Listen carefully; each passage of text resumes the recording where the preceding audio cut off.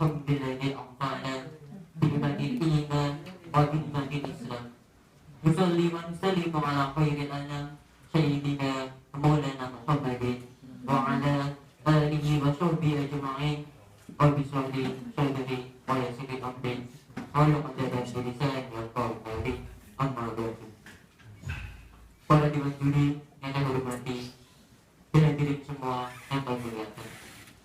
Alhamdulillah Rabbil Alamin, bersyukur kita panjatkan kehadirat Allah Subhanahu wa Ta'ala karena telah memberikan kita rahmatul iman, rahmatul Islam, dan juga rahmat kesehatan, sehingga pada saat ini kita semua berkumpul di sini dan keadaan sehat walafiat tanpa halangan suatu apapun. Amin.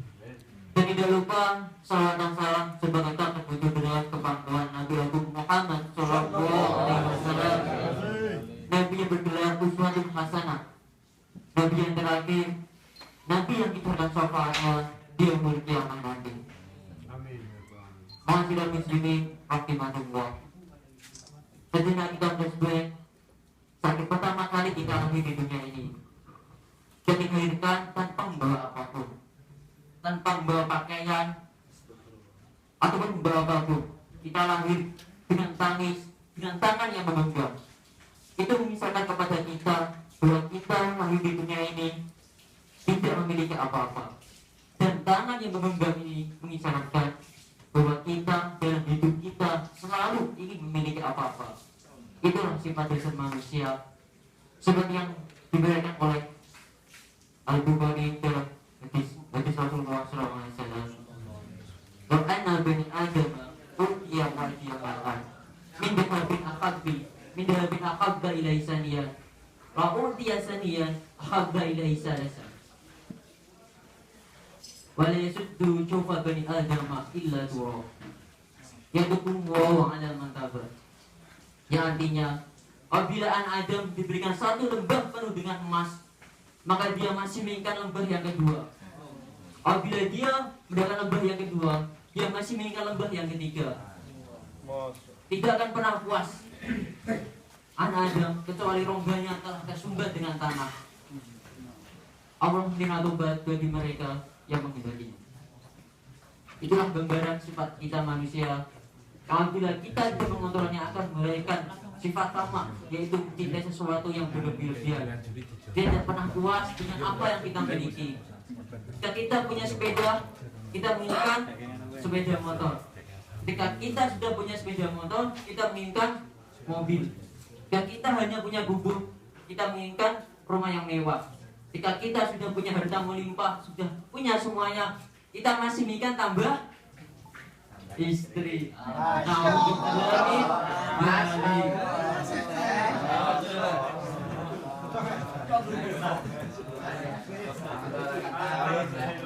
Mungkin yang dihormati Allah,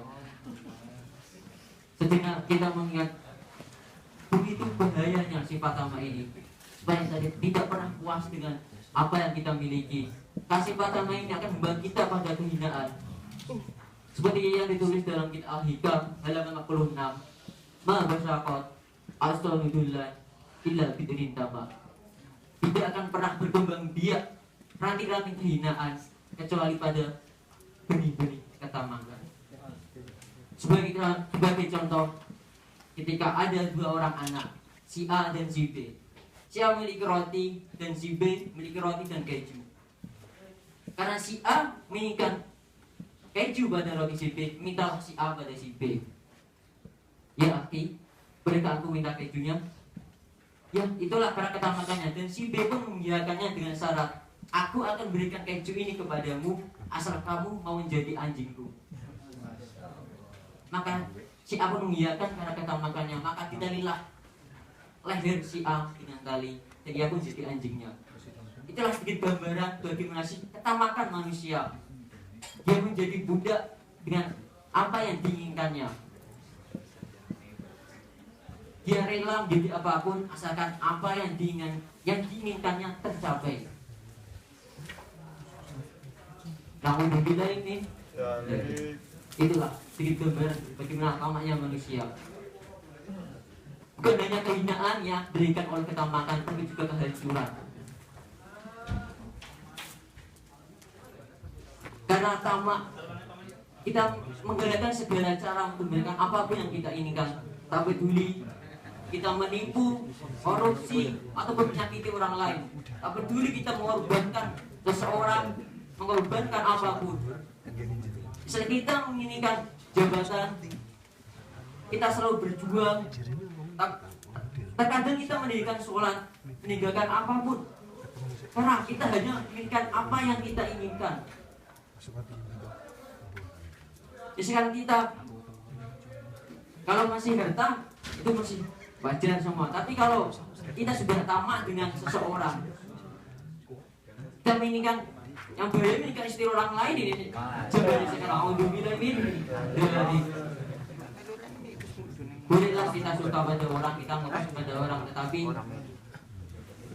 harus pada takarannya.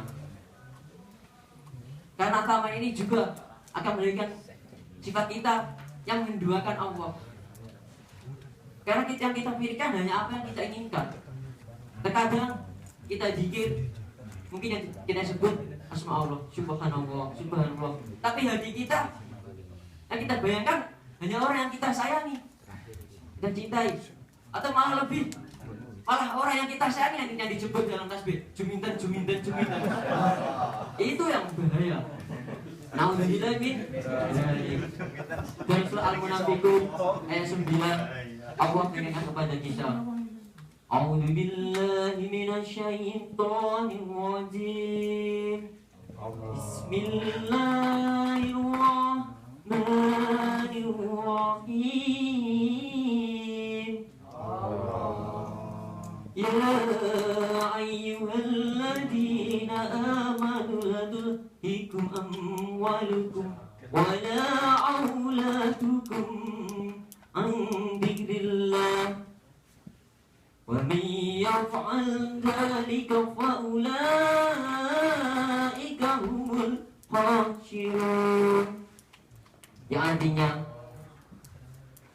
hai orang-orang yang beriman, janganlah harta dan anak kalian melalaikan kalian dari ingat Allah. Apabila kalian melakukan itu, maka kalian termasuk orang-orang yang merugi. Tentu kita semua tidak ingin menjadi orang yang merugi. Salah satu cara untuk menghilangkan sifat tamak yaitu dengan sifat qanaah. Orang Jawa ini terima yang pandu. Kita mengingat ketika kita mati, bukan harta yang ditanyakan, tapi tiga perkara seperti apa yang telah disampaikan oleh saudara kita tadi, yaitu sedekah jariyah, ilmu yang bermanfaat, dan anak soleh yang mau mendoakan orang tuanya. Itulah sedikit ulasan dari saya tentang sifat tamak. Semoga kita semua jauhkan dari sifat tamak yang dapat membahayakan kita dan juga membahayakan orang lain. Begitu saja dari saya. Bila ada kata-kata yang berkenan, saya mohon maaf yang besar-besarnya. Semoga kita berikan kesehatan semua, tidak bertambah lagi bekerja dengan sehat. Wassalamualaikum warahmatullahi wabarakatuh.